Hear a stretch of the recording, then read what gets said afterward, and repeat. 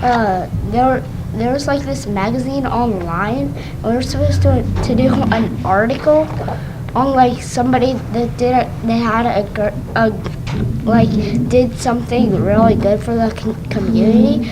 So I like looked it up on the Norland magazine and I found her. She won like all these sorts of awards and like stuff, and like these. She started the company, Stems for Youth. I found out that she went to the Loveland schools. And more or less, let me ask you a question. So, what's going on in college now? What's going on with your career? Oh, so I'm very excited. I have continued entrepreneurship in college. I'm in 2 of the entrepreneurship teams at Princeton. One is startup classes, which is a lot like what we do in STEMs for Youth. So we get Princeton students together and teach them necessary skills to start a startup that they may have an idea about. So for example, I'm running one on design thinking, which is all about having this question of, okay, what's the best way to design a shopping cart? And going through this process and revision to then find the best solution to this problem. And then I'm also on another team called the Intercollegiate Entrepreneurship Network.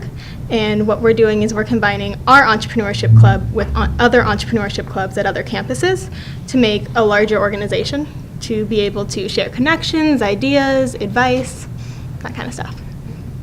So Jackson was telling me, after we did the articles, he was telling me that, you know, I talked to, you know, the girl in the article, and I was half listening, half doing 100 other things, and I'm like, you did? You did? Oh, that's great. What? You did?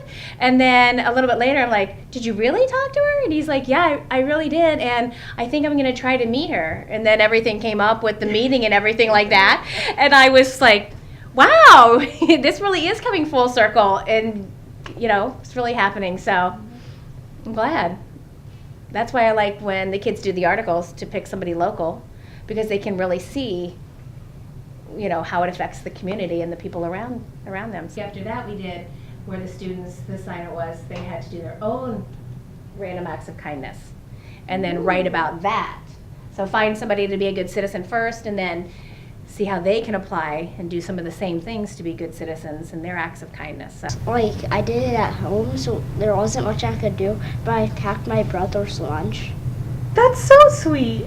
Yeah. That's really nice to have somebody else be able to do that. They could do than your parents. Anything they wanted. It could be little things like helping their parents, packing a lunch. Some students put random notes on cars and helped neighbors and things like that. So it could be just the littlest thing that makes a difference in somebody's life, right? Yeah. Right.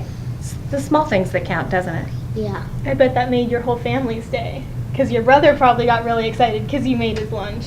And your parents probably got really excited because you were nice enough to make it so that they didn't need to. And one of the things we talked about on the phone was that you wanted to come to one of our camps, right? Mm-hmm. That it sounded so cool, building the robots and programming stuff.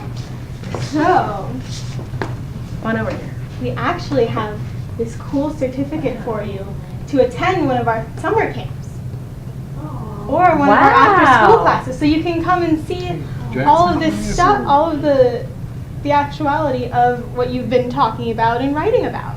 Jackson, what an honor. That's an honor and a privilege. He's also looking at the 3D printed snowflake. Because that's awesome one of too. the new libraries. Oh, really? Yeah. So that's one of the classes that we're running right now is 3D printing. And the kids in the class get to design whatever model they want, and then we 3D print it out. It's cool. Really cool, right? I know. And so you can come to one of either our summer camps or our after-school classes. Nice to have you. It's not often that a connection's made like that, and so it's so nice that he was excited, and it brought the excitement to our classroom and just the impact that you've made. So appreciate it. Thank you.